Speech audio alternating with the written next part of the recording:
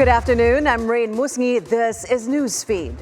The wait begins for the return of fugitive former Mayor Alice Go to the Philippines. Interior Secretary Benhur Abalos and Philippine Police Chief General Romel Marbil flew to Indonesia to coordinate the transfer of Go to the custody of the Philippine government.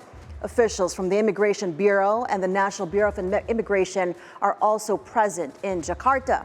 Go was apprehended early Wednesday at a hotel in Indonesia. Her lawyer, attorney Stephen David, confirms she is expected to arrive in Manila within the day.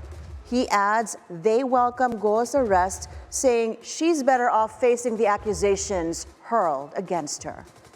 Alam ko naman ma-arrest siya eh. That's why I was always requesting her to surrender. Kasi you cannot escape the long arm of the law. Kaya lagi ko sinasabi sa kanya, tsaka it's better for her. She may not realize it right now, but it's better for her that she be here. Kasi we have to face all these allegations and charges against her. How can we do that kung wala siya dito? The Justice Department denying reports of a request from Indonesia for the exchange of Alice Go with Australian drug trafficker Gregor Johan Haas. Haas was arrested in Cebu back in May following an Interpol notice. He was facing drug charges in Indonesia, a crime punishable by death in the country. Earlier reports said Indonesia wants Haas in exchange for the dismissed Bamban mayor.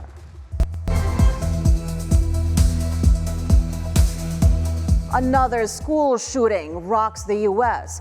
4 killed and at least 9 more injured after a 14-year-old gunman opened fire at a Georgia high school. 2 of the victims were students, the other 2 teachers. The suspect, identified as Colt Gray, will be charged and tried as an adult. Authorities say Gray had been interviewed last year over online threats about committing a school shooting. This is the first mass campus shooting in the U.S. since the new school year started.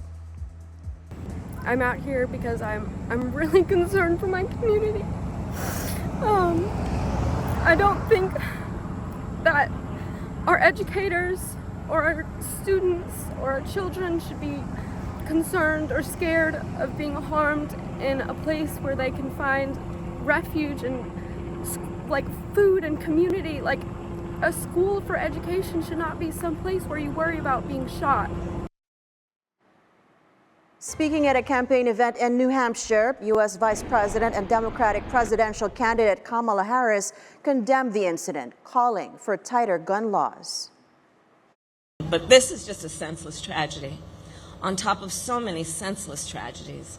And it's just outrageous that every day in our country, in the United States of America, that parents have to send their children to school worried about whether or not their child will come home alive. It's senseless. It is. We've got to stop it. And we have to end this epidemic of gun violence in our country once and for all. A glowing endorsement of Harris coming from a Republican. Speaking at an event in Duke University, former Wyoming lawmaker Liz Cheney says she will vote for the Democratic nominee. She also calls Donald Trump a danger to American democracy. Cheney says even as a conservative, she cannot back Trump and his policies. Cheney supported Trump's second impeachment for his role in the January 2021 Capitol riot. She also served as vice chairperson of the House committee that investigated the attack. Over in Canada, Prime Minister Justin Trudeau suffers an unexpected political blow after losing the support of his key party ally. The New Democratic Party says it is ripping up a 2022 deal with Trudeau under which the group agreed to keep him in power until next year in return for more social spending. But the NDP had expressed growing frustration with Trudeau in recent months, especially over what it claims is the Liberal Party's failure to deal with high prices of goods. Trudeau dismisses talk of early elections and says he's willing to speak with the NDP's leader.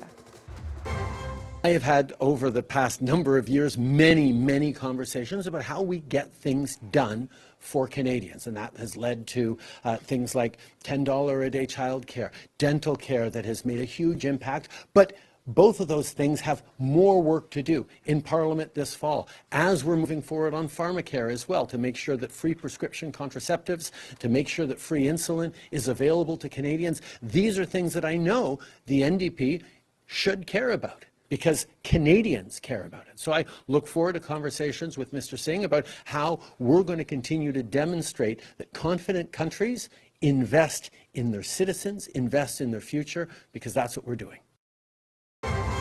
And those are the news this hour. I'm Raine Musñgi. Stay tuned to BNC on Free TV Channel 31 and on our website, bnc.ph. Thank you for watching.